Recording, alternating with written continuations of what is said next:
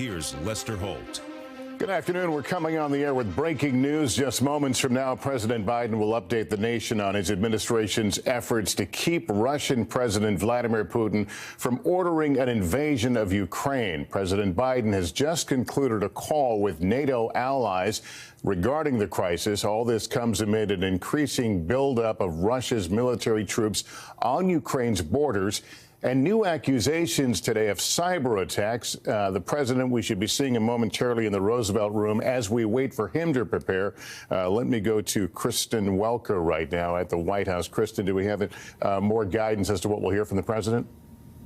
Well, Lester, this is the second time that President Biden will speak to the American people about the situation in Ukraine this week, and it underscores that this is an intensifying crisis. I am told that he is going to emphasize there is still a path to diplomacy and the efforts at deterrence that are underway. Now, remember, just yesterday, he said that an invasion by Russia into Ukraine could come in a matter of days. So he sees this as an opportunity to update the American people as we head into what will undoubtedly be a critical weekend. Now, it comes on the heels of that conversation that you mentioned, Lester, with transatlantic leaders. It lasted about 48 minutes. It also comes as top officials here confirmed this afternoon that the administration has now assessed that Russia is behind those cyber attacks against the defense ministry and key banks in Ukraine. That is significant because the administration has long said those are the types of actions that could precede any invasion. The shelling that we are seeing in Ukraine, another type of action that the U.S. has warned about. So those efforts at diplomacy have been going on behind the scenes, Lester. Yeah, a defense official saying a destabilization campaign has begun. 40 to 50% of Russian forces along the border are in attack position, according to a defense official, as we again wait the president to emerge there in the Roosevelt Room to bring us up to date with the very latest. Let me go to Richard Engel right now. He's inside Ukraine. Richard, this disinformation campaign, are you seeing it where you are? What's the temperature on the ground?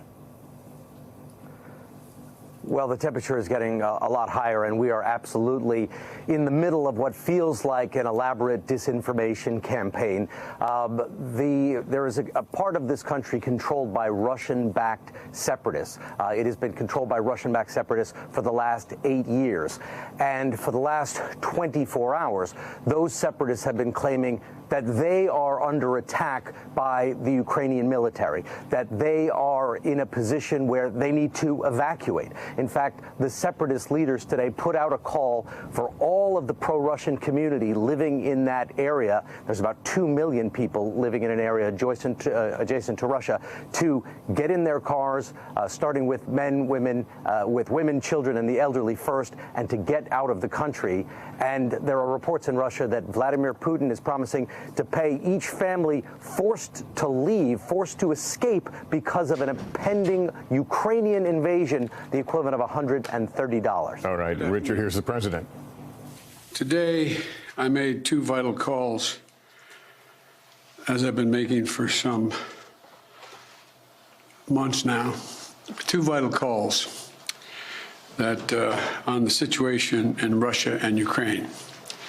The first was to a bipartisan group of members of Congress who are currently representing the United States, along with Vice President Harris at the Munich Security Conference. The second was the latest in a series of calls over the past many months with the heads of state of our NATO allies and the European Union, to bring them up to date on what the United States thinks is the current state of affairs and what's likely to happen in Ukraine in the coming days, to ensure that we continue to remain in lockstep, that is, the European Union and NATO. Despite Russia's efforts to divide us at home and abroad, I can affirm that has not happened. The overwhelming message of on both calls was one of unity, determination, and resolve. I shared with all of those on the calls what we know about a rapidly escalating crisis in Ukraine. Over the last few days, we've seen reports of a major uptick in violations of the ceasefire by Russian-backed fighters attempting to provoke Ukraine in the Donbass. For example, a shelling of a Ukrainian kindergarten yesterday, which Russia has falsely asserted was carried out by Ukraine. We also continue to see more and more disinformation being pushed out to the Russian public, including Russian-backed separatists, claiming that Ukraine is planning to launch a massive offensive attack in the Donbass. Well, look, there is simply no evidence of these assertions, and it defies basic logic to believe the Ukrainians would choose this moment, with well over 150,000 troops arrayed on its borders, to escalate a year-long conflict. Russia's state media also continues to make phony allegations of a genocide taking place in the Donbass and push fabricated claims warning about Ukraine's attack on Russia without any evidence. That's just what I'm sure Ukraine's thinking of doing, attacking Russia. All of these are consistent with the playbook the Russians have used before, to set up a false justification to act against Ukraine. This is also in line with the pretext scenarios that the United States and our allies and partners have been warning about for weeks. Throughout these tense moments, the Ukrainian forces have shown great judgment and, I might add, restraint. They refused to allow the Russians to bait them into war. But the fact remains, Russian troops currently have Ukraine surrounded from Belarus along the Russian border and with Ukraine to the Black Sea in the south and all of its border. You know, look, we have reason to believe the Russian forces are planning to and intend to attack Ukraine in the coming week, in the coming days.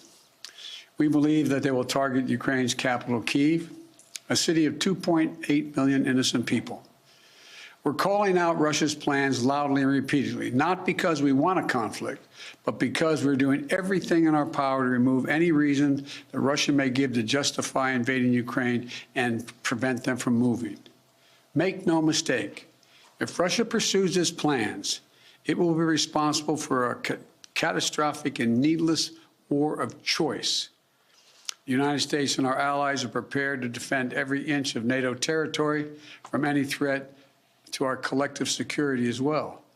We also will not send troops in to fight in Ukraine, but we will continue to support the Ukrainian people. This past year, the United States has provided a record amount of security assistance to Ukraine to bolster its defensive, $650 million from Javelin missiles to ammunition. We also previously provided $500 million in Ukraine and humanitarian aid and economic support for Ukraine. And earlier this week, we also announced an additional sovereign loan guarantee of up to $1 billion to strengthen Ukraine's economic resilience. But the bottom line is this: the United States and our allies and partners will support the Ukrainian people. We will hold Russia accountable for its actions. The West is united and resolved. We're ready to impose severe sanctions on Russia if it further invades Ukraine. But I say again, Russia can still choose diplomacy. It is not too late to de-escalate and return to the negotiating table. Last night, Russia agreed that Secretary of State Blinken and Foreign Minister Lavrov should meet on February 24th in Europe. But if Russia takes military action before that date, we'll be clear that they have slammed the door shut on diplomacy. They will have chosen war, and they will pay a steep price for doing so, not only from the sanctions that we and our allies will impose on Russia, but the moral outrage the rest of the world will visit upon them. You know, there are many issues that divide our nation and our world, but standing up to Russian aggression is not one of them. The American people are united. Europe is united. The transatlantic community is united. Our political parties in this country are united. The entire free world is united. Russia has a choice between war and all the suffering it will bring, or diplomacy that will make a future safer for everyone. Now, I'm happy to take a few questions. Nancy from Bloomberg. Thank you so much, sir. Do you think that it is wise for President Zelensky to leave Ukraine if an invasion is as imminent as the U.S. says it is? That's a judgment for him to make, and a determination as to whether or not. I've spoken with Zelensky a dozen times, maybe more, I don't know. And it's in the pursuit of a diplomatic solution, It may not be it may be the wise choice, but it's his decision. And do you have any indication about whether President Putin has made a decision on whether to invade? Do you feel confident that he hasn't made that decision already? As of this moment, I'm convinced he's made the decision. We have reason to believe that. There seems to be a unanimity of spirit between the United States and Europe to do some sanctions, the comprehensive sanctions, but is everyone on board with the exact same sanctions that you want to do? Yes. There will be some slight differences, but there'll be more add-ons than subtractions. And President Putin is going to oversee some nuclear drills this weekend. How do you see that happening? What's your reaction to that, sir? Thank you. Well,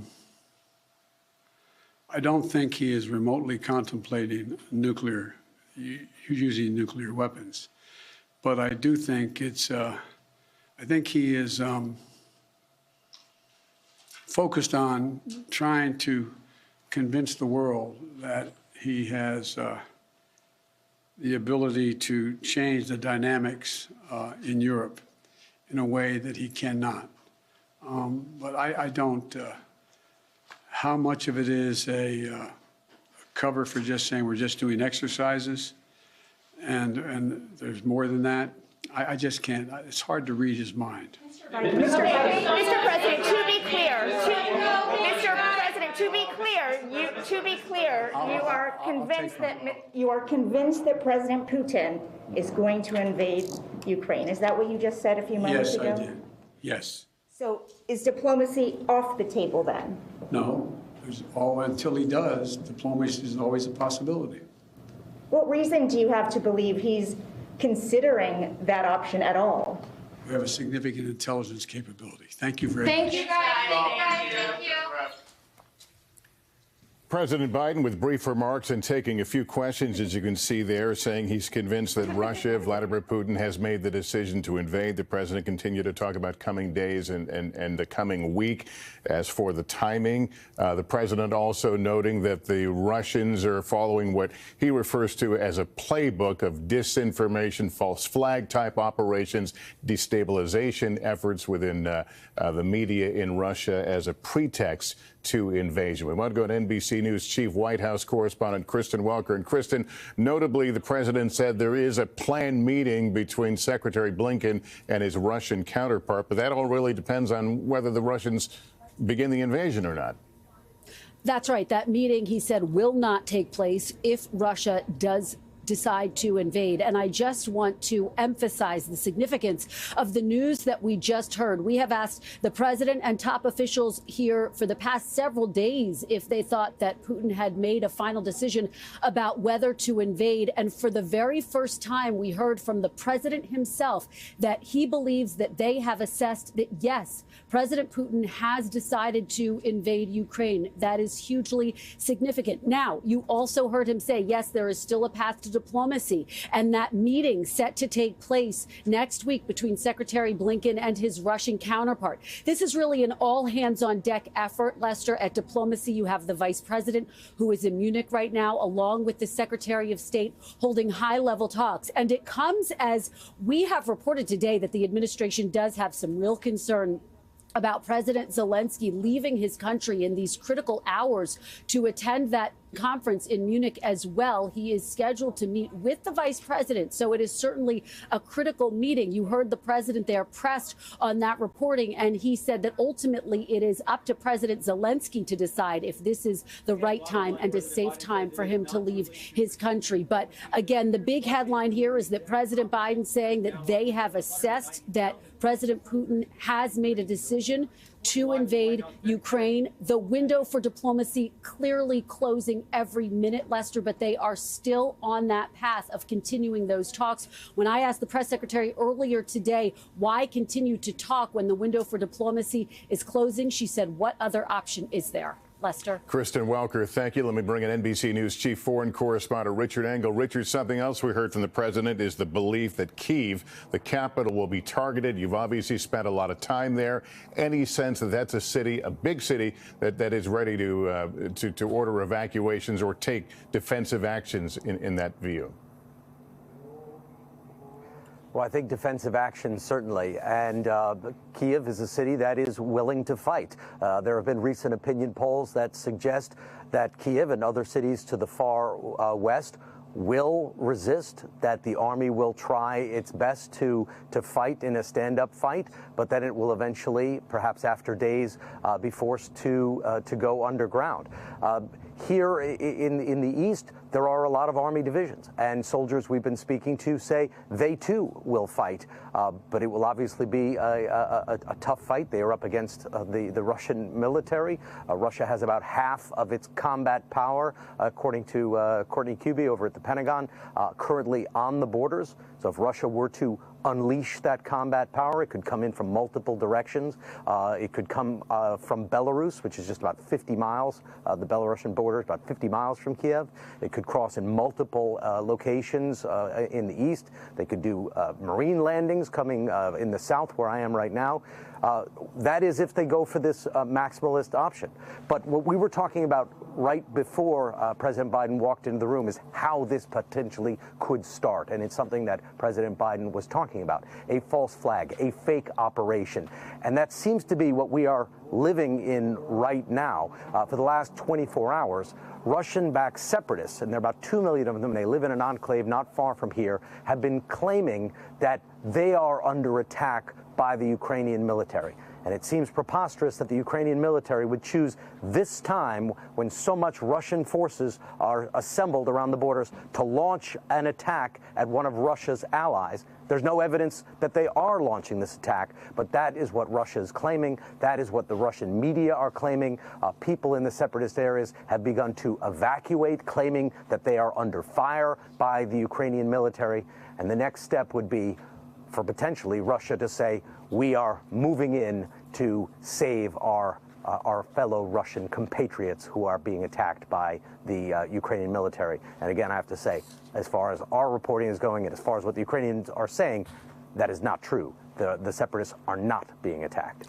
Richard Engel inside Ukraine. Richard, thank you again. The big headline here, the president making a statement, taking questions, saying he is convinced that Russia has made the decision to go forward with its invasion of Ukraine. The question is when and exactly where. We continue to follow it all. That concludes our coverage of President Biden's remarks on the Ukraine crisis. We'll have much more tonight on NBC Nightly News. I'm Lester Holt in New York. Good day, everyone.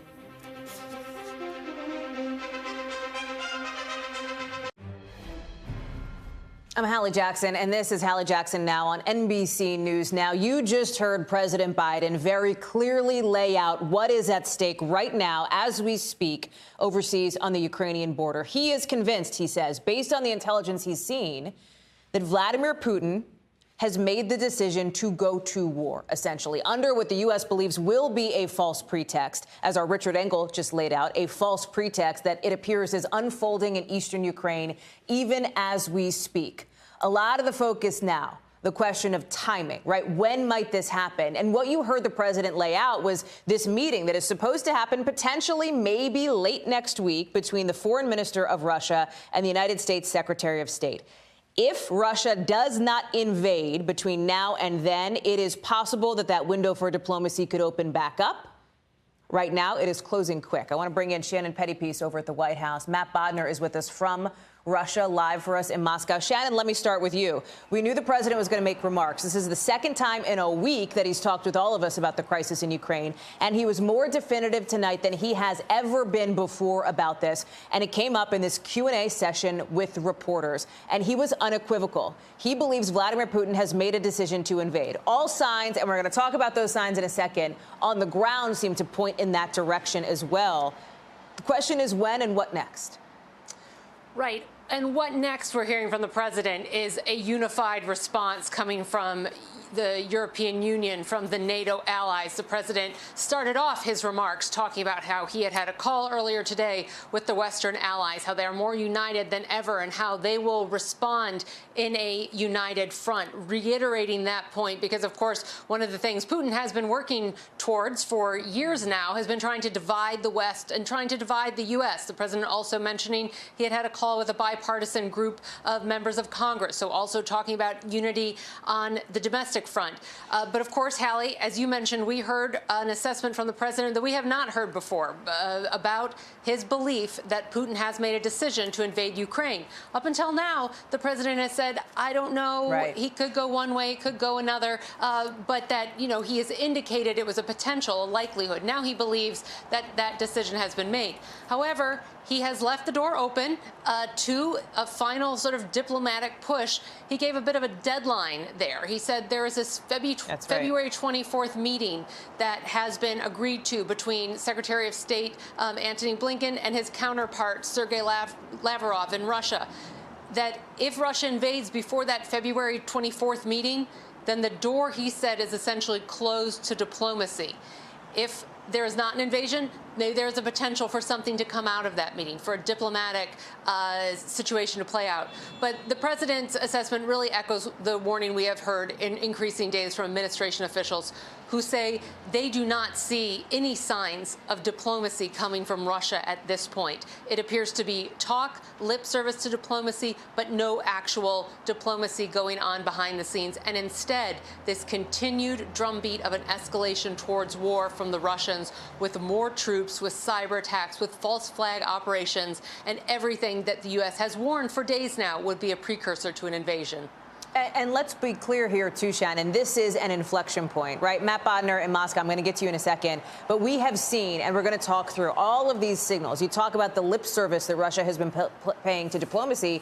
Their actions have not backed it up based on what we've seen. And just to remind folks, remember, obviously, Ukraine on the border with Russia. There is a part of Ukraine, as you both well know, and as our viewers well know, in the eastern part of Ukraine where there are Russian-backed separatists. There is concern right now that a false flag operation, Shannon, as you laid out, basically an invented excuse for Putin to go to war is happening as we speak in that part of the country that would allow Putin to essentially say, look what Ukraine is doing to us, even though the Ukrainian government and the intelligence from U.S. officials has been Ukraine is not actually doing any kind of attacking at all. This is apparently a pretext for Putin to invade. With that as the backdrop, you have the president of Ukraine getting ready to leave the country. Shannon, you heard President Biden asked about this as well. Does he think it's smart right now, with this as the moment, right? This is the context of what's unfolding in Ukraine, for Zelensky to leave and go to the Munich Security Conference, where we have Vice President Harris, where we have the world's top diplomats, including European diplomats, ready to try to show a unified front. And I got to tell you, Shannon, the president was clear that he thinks it's up to Zelensky, but he also seemed to be leaning towards maybe not a great idea to go. I don't want to put words in the president's mouth, but it was a little tough to hear on our end. Talk me through it. So publicly, what administration officials, and what it appeared the president was saying there as well, is that they're not going to tell Zelensky what he should do, that is an assessment that's up to him to make, whatever he feels is right for his country, for his role in this, event. However, privately, my colleagues here at NBC News have been reporting that there are serious concerns within the administration about Zelensky leaving the country at such a perilous time. There is a long history of leaders leaving their country and not being able to come back, either by choice or circumstance. Even in Russian history, there are a number of examples of Russian leaders who left the capital and were not able to return and found out they were being ousted on their attempt to return. So that is a concern here, that if Zelensky leaves, the Russians could take advantage of that situation and essentially make it impossible for him to get back into the country. I will say a Zelensky spokesperson told NBC News that no decision has been made on that, that it was his plan to leave. It was his plan to go meet with Vice President Harris tomorrow in Munich at this security conference, but that they will make sort of a game time decision on that. And he's scheduled to depart Saturday morning. They will assess the situation. And they certainly acknowledged, though, that I believe the word they used was dramatic, that this is sort of a dramatic situation right now. And they acknowledge that their plans could change. Matt, let me go to you in Moscow, because you have tomorrow, I believe, as soon as 24 hours from now, the Russian military, Vladimir Putin, getting ready for an apparent nuclear test, essentially, pre-scheduled, right? But when you look at the signals that we've been talking about, these data points that U.S. officials and Western allies are tallying up, that is one of them that indicates that Vladimir Putin Biden is not really serious about the lip service that some believe he's paying to the diplomatic effort on this front, right? Yet another indication that it is a matter of when and not if he invades Ukraine. And what you're seeing on the ground, I think, is fascinating, Matt. Tell us more about it, about the way that Vladimir Putin and the Kremlin are trying to get the Russian people to believe that they should go to war. Thank you, Hallie. Well, it's been fascinating today. We've seen a very abrupt sort of sea change in the official narrative, in the state media rhetoric, and you could just follow it from throughout the day, from the announcement of the strategic nuclear forces exercise happening tomorrow with Vladimir Putin at the helm. A quick pivot then to these reports out of the rebel regions of eastern Ukraine from the leadership of these regions, saying that they are announcing mass evacuations of their citizens, of their civilians, because of an imminent threat from the Ukrainian military. And things have just spiraled from there. A few hours after those videos were released, there were reports of a massive explosion in central Donetsk. That is the larger of the two rebel regions. We're actually, just before we came on air, just started seeing reports throughout the Russian state media of an explosion at a gas pipeline in Luhansk. That is the other separatist region. So we're getting these incidents. They are, of course, simultaneously continuing to accuse the Ukrainians of preparing offensive. They've been accusing the Ukrainians of opening fire with artillery on these rebel regions. So there's all these things going on. One thing that we just confirmed that I really want to point out, please. Those two videos from the separatist leaders of Donetsk and Luhansk were actually filmed on Wednesday, 2 days ago, and they were released today, sort of with the implication that they were fresh today. They're being blasted all over, wall to wall, on the Russian state media right now, with increased claims from Russian officials of genocide in eastern Ukraine, of claims that Russia does not want war, but will defend the citizens of Luhansk, and Russian speakers. So we're kind of seeing, every box that we've been fearing has been checked within the last 12 hours. When's the next time we're going to hear publicly from Putin, Matt? Do you know? Possibly tomorrow at these strategic nuclear exercises. He could really do it at any moment he wants. Usually, though, in normal times, the Kremlin will be pretty silent throughout the weekend until Monday. But it's hard to see, given everything else going on, that Putin doesn't say something this weekend. But we just don't know. Matt Bodner in Moscow, Shannon Pettypiece at the White House. Listen, I would say that I'll see you on Monday, but I have a feeling we may be talking before then, given how things are going. Matt, Shannon, thank you. So listen, we had a show ready to go on the air. Obviously, this breaking news has caused us to pivot. We've had a lot of breaking news this afternoon, actually. A lot of things have come in the last few hours, things from Washington, things around the country. So let me share with you one of them coming from the Supreme Court just in the last hour or so, with the court agreeing to hear arguments on this Trump-era Remain in Mexico policy. The program forces migrants seeking asylum along the southern border to stay in Mexico, to remain in Mexico until their claims are processed. Here's the deal. This is one of the first policies that President Biden tried to end when he took office, but some states, Texas and Missouri, sued to keep this policy in place. Let me bring in Pete Williams. So, Pete, get us up to speed on how we got here and what's next. Well, you've laid it out. This was a program that the Trump administration put in place, saying that most people who seek asylum in the U.S., it's either denied or that they simply vanish and don't show up for their hearings. And that's why the government under President Trump said you have to stay in Mexico while you wait for your case to be adjudicated. The Biden administration wanted to stop it, however, by saying that it created these tent cities all along the Mexican border and made the people seeking asylum vulnerable to gangs and other thieves and all sorts of committed acts of violence while they waited for their claims to be adjudicated. So the question in the courts, though, is not so much the policy question about whether it's a good idea or encourages or discourages immigration. It's whether the Biden administration went properly about the process of trying to shut it down. Two lower courts said the answer to that question is no.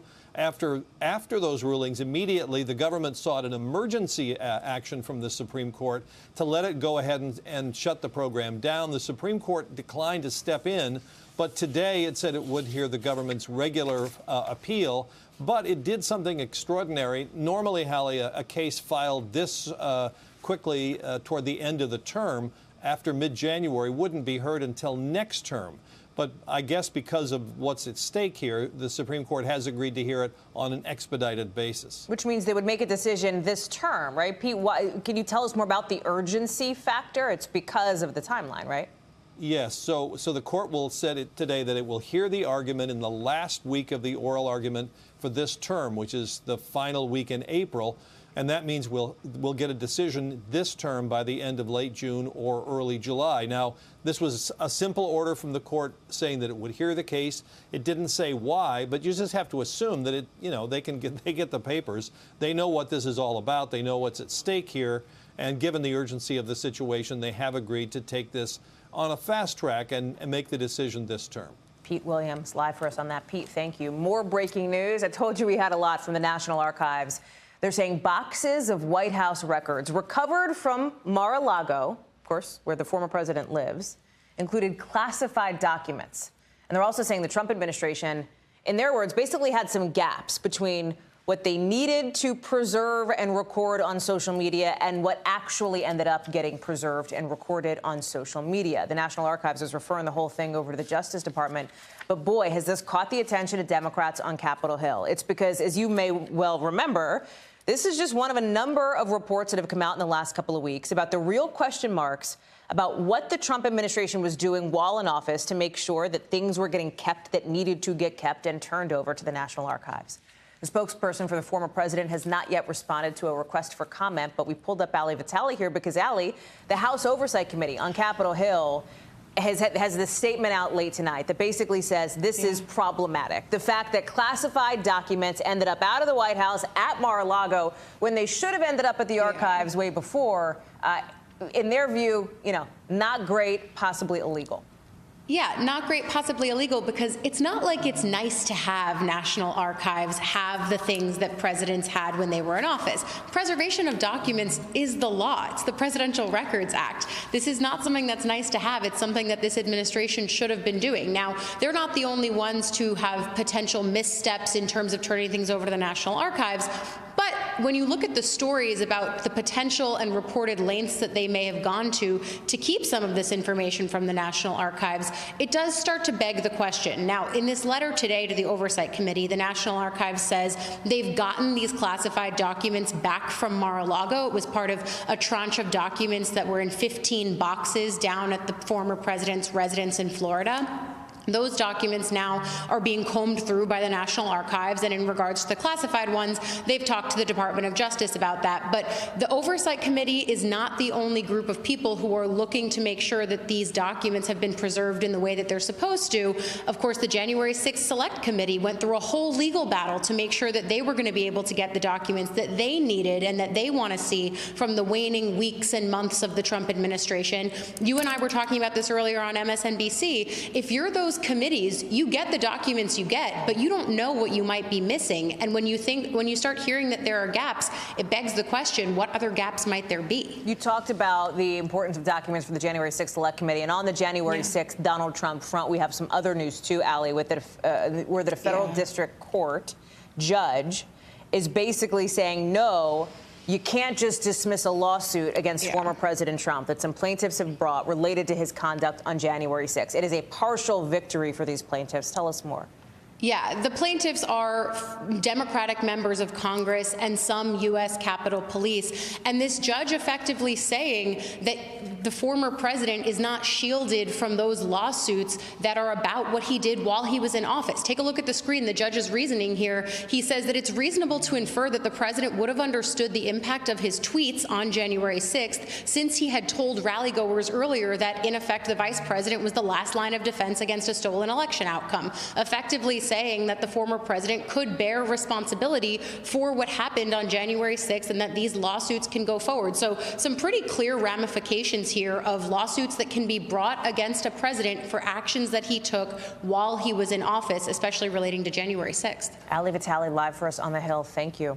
Coming up, an update in the case of Kim Potter, the former police officer who shot and killed Dante Wright. She was sentenced today, and boy, was it a very emotional day in court. We're going to explain why coming up.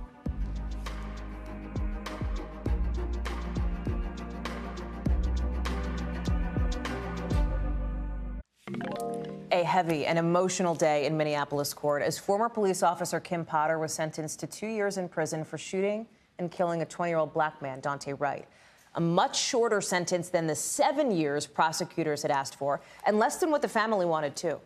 As Wright's parents choked back tears before the sentencing happened. Watch. A police officer who was supposed to serve and protect took so much away from us. She took our baby boy with a single gunshot through his heart. She shattered mine. My life and my world will never, ever be the same. Because all we have is memories left of our son.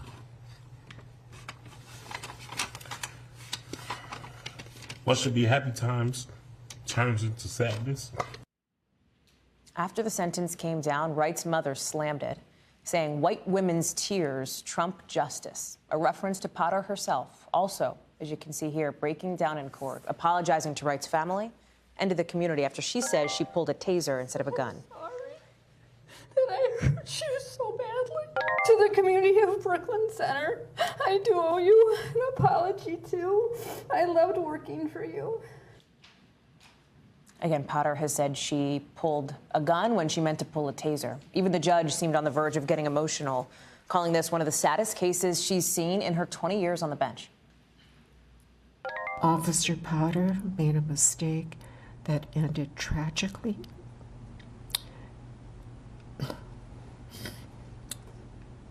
She never intended to hurt anyone. Potter was convicted of manslaughter last year after she shot Wright during a traffic stop. I want to bring in Shaq Brewster, who is live for us now in Minneapolis. And Shaq, you know, you just heard it. You just saw it. It was so raw in the courtroom today from Daunte Wright's family, frustrated very clearly with that sentence, shorter than what they wanted, shorter than what prosecutors wanted. Kim Potter, you know, crying and apologizing to the family. That's exactly right. And that emotion that you saw inside the courtroom continued as that family left the courtroom, and they were devastated. They were frustrated and disappointed by that sentence of 2 years that came down from the judge. The father of Daunte Wright saying he felt cheated. The mother saying that it felt like the justice system was murdering her son again. And even Keith Ellison, the attorney general of this state who led the prosecution of Kim Potter, who even upgraded the initial charges from that second-degree manslaughter to first-degree manslaughter, he was scheduled to have a statement and deliver remarks before cameras, and instead he decided not to do that and instead went with a statement, releasing a statement to members of the media. So a lot of emotion that you saw not only inside that courtroom, Hallie, but extending all the way outside. 16 months in prison is what Potter will ultimately serve, right? The rest she'll have parole, but she has a couple months credit already. She could be out, you know, right, in the scope of a lifetime relatively soon. Yeah, she could be out April of next year, Hallie, 2 years after the actual shooting and killing of Daunte Wright. And that goes to the frustration that you heard from members of the family, the fact that the prosecution, they were calling for the sentence to be closer to 7 years, which is what sentencing guidelines suggest for someone who didn't have a criminal background. You heard the family, as they gave their victim impact statements, they were calling for Potter to have that maximum sentence and penalty for this. In the end, the judge siding closer to what the defense was calling for, which was probation. The judge giving some sentence there, giving the 2 years there, but saying that while she believes that Daunte Wright's life mattered, she still believes that this was an officer who made a fundamental mistake that then resulted in Daunte Wright's life. Talk more about Judge Regina Chu, because she acknowledged there's going to be people who disagree with her, you know, and she contrasted this with what we saw with George Floyd, saying the intent to kill, in her view, was not there. I wonder what the response has been from the people you're talking to, Shaq, and I think the backdrop is important here. Remember, this was a case that sparked protests around the country, right? I mean, this was happening at a time that is, you know, in some ways still ongoing, at a time of racial, you know, reckoning with race in this country, reckoning with what is really justice and accountability. Right. yeah, she acknowledged in the courtroom that she compared this a little bit to the Chauvin trial. And she also acknowledged that she got comments. She got letters, a flood of letters from people talking about how good of an officer Kim Potter was and the impact that she had on them. And she said that had an impact in the decision that she ultimately made. You know, if you step back, and you made a good point there of what this area, what this Minneapolis area is dealing with. I mean, yesterday you had Amir Locke, 22-year-old Amir Locke, who was killed in a no-knock raid. He was laid to rest. Today, we have this sentencing, but the federal trial of the 3 officers accused of violating George Floyd's civil rights. That trial was put on hold because of today's sentencing. This also comes in the context of other police killings in this area. This community has gone through a lot. They're seeing this over and over again, and that goes to the frustration that you hear from members of the community who don't agree with the sentence, who believe it was too short, who believe that members who get convicted of other crimes are sentenced much more harshly. But it's really a lot that this community has had to deal with, not just recently, but really over an extensive period of time. And you've been on the ground for a lot of it. Jack Brewster, we're glad to have you there live for us tonight. Thank you very much. Let's get you over to the 5 things our team thinks you should know about tonight. Number 1, check out this jet making a bit of a wobbly landing at Heathrow Airport in London. Something like 200,000 people watched it on a live stream. And the reason why this thing was so shaky is because this huge storm is slamming the UK and Europe. Check it out. Wow, look at those waves at the O2 Arena, also in London. Wind is so bad it ripped the roof off. England set a new wind record with a gust that clocked in at 122 miles per hour. This storm is deadly. It's killed at least 5 people. Number 2, police in Canada have arrested 2 leaders of those truck protests in Ottawa we've been talking about. You know, demonstrations there have been going on for something like 3 weeks now. Police are launching this crackdown today. They've been arresting other protesters. They even towed away some of the big rigs. Number 3, home sales spiked in January. I am sure you're not surprised to hear that if you've been looking at houses. They were up almost 7% from December, way above Wall Street's expectations. That happened even though the supply of homes for sale fell to a record low, just 860,000 homes. It's actually probably why you're seeing some of the spikes, supply-demand. Number 4, Major League Baseball is putting off spring training games until March 5th. The league says it has to because owners and players have not come to a new agreement. The union says that claim is false because they say Commissioner Rob Manfred is allowed to lift the lockout whenever he wants. Talks between the 2 sides are set to pick up again on Monday. We'll see if they get things together before the beginning of March. Number 5, an Israeli farmer has set the Guinness World Record for, look at that. Folks, feast your eyes on the world's heaviest strawberry. It is 17 inches long, it is 13 inches wide, and it weighs something like a half a pound. 5 times the average weight of a regular berry, but 0 calories if you dip it in chocolate. How about that? Have you heard about these baby formula supply issues? If you are a parent or know parents, you might know some of them scrambling after the FDA announced a voluntary recall of certain types of formulas. We've got more on this, what it means for your kid, and how it plays into the bigger supply chain stuff in this country coming up. Plus, it's official, Amazon workers in New York City are set to vote on a union. It's an uphill battle that we've got more details on coming up in the local.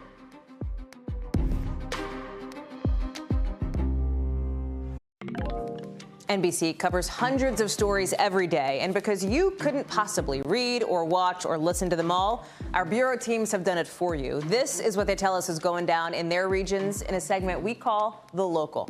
Out of our Midwest bureau, a huge winter storm caused a big pileup. More than 100 cars, look at that, on a freeway that runs from Illinois to Wisconsin.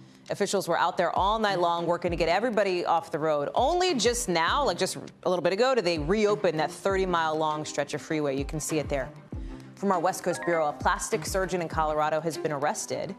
He was behind a botched surgery that led to a teenager's death in 2019. Officials say this 18-year-old was going to get a breast augmentation, but went into cardiac arrest after getting anesthesia. In a lawsuit, her family says she went into a coma and died 14 months later. The surgeon's been charged with first-degree aggravated assault and criminally negligent homicide. A nurse has also been charged with manslaughter. And our Northeast Bureau reporting on a story we've been following. Amazon workers at a warehouse on Staten Island in New York, they're going to vote on whether to unionize at the end of March. It'll be an in-person election. Workers at another warehouse in Alabama down south are voting by mail for the second time on unionizing. If either of these is successful, it'd be the first unionized Amazon facility in the country. We'll keep an eye on that. Some parents are really scrambling right now after the FDA warned against using some baby formulas because of complaints of contamination. It came after 4 babies got sick with bacterial infections and had to be hospitalized after being fed certain kinds of a powdered formula. Officials say it is possible that the tainted product may have even caused a death. The FDA is now working with Abbott Nutrition on a voluntary recall of certain batches of Similac, Alimentum, and Elecare. It's happening at a time when supplies of baby formula are already stretched pretty thin. A trade group representing top formula makers says supply chain issues are to blame. Joe Lynn Kent is following this story for us tonight. This is scary stuff. Joe, talk to us about the recall. I think the biggest, most important question, like, what do parents need to know if you give your kid formula? What's the most important takeaway here? Well, the takeaway here is this is about 3 different powdered formulas. It's Similac, Elecare, and Alimentum. So if you have any of those on the shelves at home or if you're looking at them at the store, what you want to do is check the lot number and then go to the SimilacRecall.com website that's been provided by Abbott Nutrition, which makes all of these formulas, and put in the lot number and check if you've been affected. You can also look at the FDA website for further guidance. But really the issue here is it's a double whammy. You have a supply chain problem, especially with these more specialized formulas, and then you have the FDA launching this investigation into 2 possible bacterias that were reported by the caregivers of these children, and it's Chronobacter and Salmonella Newport, and those are the 2 things that they're looking into right now. At this facility is in Sturgis, Michigan. Now, I want to tell you a little bit more about what Abbott Nutrition says about this. Okay. So far, they say that they regret the impact that this recall will have on parents and caregivers, of course, and they've also acknowledged that the bacteria was detected at the plant, but Abbott says that no distributed product has tested positive of either of these bacterias, and they continue to test all the product that's going out the door. So that's kind of where we stand on what you've got to know about, this formula, but check the lot numbers. That's the most important thing. Pull back for a second, because you talked about this a little bit, the supply chain stuff. We've been seeing shortages in formula for like a few months now, no? Yeah, exactly. And so what you're seeing is overall, according to a couple of different analyses, you see that out of stock issues are happening all across the country. 11,000 stores out of stock by up to 40%, all different states all across the country, Florida, New Jersey, and all the way west. And so when you see this out of stock, there's kind of a blame game going on, a little bit of finger pointing, if you will. The manufacturers are saying, well, we're getting our stuff out the door. We're having some supply chain issues to delivering the formula, but we're getting it to the stores. Whereas you have retailers like CVS, they're saying, well, we're having a supply issue. We can't get what we need to keep our shelves filled. What everyone seems to agree on, though, is that there's supply chain anxiety right now in the conversation, in our hearts and in our heads. And so people might be buying a little bit more than maybe what the birth rate would normally predict. So what do you do, right, Joe? Like, if you're a new mom, if you're a new dad, a new parent who is looking to get formula to your kid, like, there's places you can turn to. I think here in Washington, we have resources, you know, doctors and different groups that can help. Like, is that the option? Definitely. So first of all, call your pediatrician, talk to your local healthcare provider. So do that. Once you do that, and if you're not able to get the formula that you need, there's one resource that is kind of underreported. It's breast milk donation banks. And you can go and see if there's supply that, they usually supply hospitals, but some of them do distribute and fulfill requests. So check your local breast milk donation bank. Another idea, too, is to talk with your provider about alternative types of formula. But the recommendation by pediatricians across the board is do not dilute your formula and make sure that you're talking with your provider about a solution going forward. But I will tell you, I've been talking to moms about this. I had an interview with a mom last week about this issue. She was in tears. She's very worried because her infant can only take Alimentum. So now she's can't get it because of the shortage, can't use it now because of this recall issue. And so she's really back up against a wall. So know that you're not alone. Go out there, talk to the resources in your community. They will find a way. It's so important, and it's such a real thing for so many families, Joe, as you found. It really is. Joe Lynn Kent, thank you so much. By the way, more of her reporting tonight on NBC Nightly News with Lester Holt. That's coming up at 6:30 Eastern. We're looking forward to seeing Joe's piece then. Coming up on this show next, a cargo ship full of really nice cars, very expensive cars, on fire, burning in the middle of the Atlantic Ocean. Look at this, how this even happened and what the game plan is to put this thing out. We're getting into that after the break.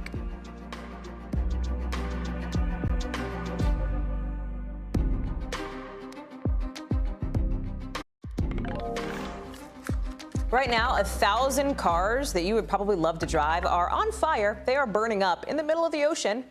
Look at this. We're about to show it to you. The ship caught fire as it was making its way to Rhode Island from Germany. It's right now off the coast of Portugal. That's where our rescue team helped save the crew. So the people are okay. That is the good news here. Nobody was hurt, but you know this might be a little painful for the people who are hoping to get their hands on those cars, especially given that new cars are kind of hard to find right now. There's about 1,000 Porsches on that ship. Oh, Jesse Kirsch is following this for us. Like, what, Jesse? There's so much. How did this even happen? How does a ship full of 1,000 Porsches catch fire? Yeah, that's the big question right now, and car enthusiasts are cringing at this right now, Hallie. You mentioned over 1,000 Porsches. We also know there were about 189 Bentleys on board that ship. We don't know exactly how many have burned, if they have burned. Obviously, you can see from the video and from the photos from the scene that clearly significant damage to the ship. We don't have a sense of the full extent yet, and neither do the car manufacturers. It sounds like Porsche telling us that it's too early to know exactly what happened. But you take a look at that photo, and you can see that there is a problem on that ship. And here's the other thing. These are not your ordinary cars, right? We know that a lot of people have been waiting to get their cars for a while. We've been talking about those supply issues. But these cars are often custom made. And one car enthusiast who runs a big auto show in Chicago, or in Las Vegas, told us earlier that some people might have been waiting 6 months to a year for one of these cars because they are these luxury high-end cars that are custom made to your specs. So imagine you might have been waiting 11 months and now you're seeing this and your car may be on board that ship. And you're right. We don't know how many of them have actually burned. So I guess we don't know that 1,000 Porsches are on fire. Doesn't look great. I only wince. My floor director, a car-loving enthusiast over here, is like wincing. He's in physical pain looking at this. There's a bit of a Crimea River element to this because if you can, because it's obviously a big, but if you can afford a Porsche, you're getting to work, right? Like you know how to get to work. You have the ability to get around. But it does. These are not your everyday drivers. Correct, for sure. Right? Like they'll be fine. But obviously still a big deal for them. And when we talk about these supply chain issues, you know, I understand that these are really luxury custom-made cars, but speaking broadly, how does this play into all of that? You know what I mean? Yeah, so that car fan that I talked to earlier said that the supply chain issues that we've seen have not impacted the luxury market as much as your daily driver market, but that has been slowed down a little bit. And of course, now these people might be trying to figure out how to get to the top of a new line to get the replacement car. But we should stress all 22 people who were on board that ship, we are told by the Portuguese Navy, they are all okay. Most important thing. They were airlifted out in a dramatic rescue, and they are all safe. They didn't even need medical attention. They were at a hotel along the coast, apparently. Really quickly, how do they put it out? Like, what do they do? Well, we got those new images today from the Portuguese Navy showing them fighting that fire, and you can see it still looks like the ship has smoke coming off of it. They're also trying to figure out where they're going to bring the ship. It was supposed to be going from Germany to Rhode Island. That is still up in the air right now. And at last word, they were trying to figure out how to tow this thing because there's no one on board to drive it. Jesse Kirsch, you're going to have more on Top Story tonight with Tom Yamas. We look forward to that. Thank you all for being with us here on Hallie Jackson Now. We'll see you right back here Monday, same time, same place. Have a great weekend. More coverage picks up right now.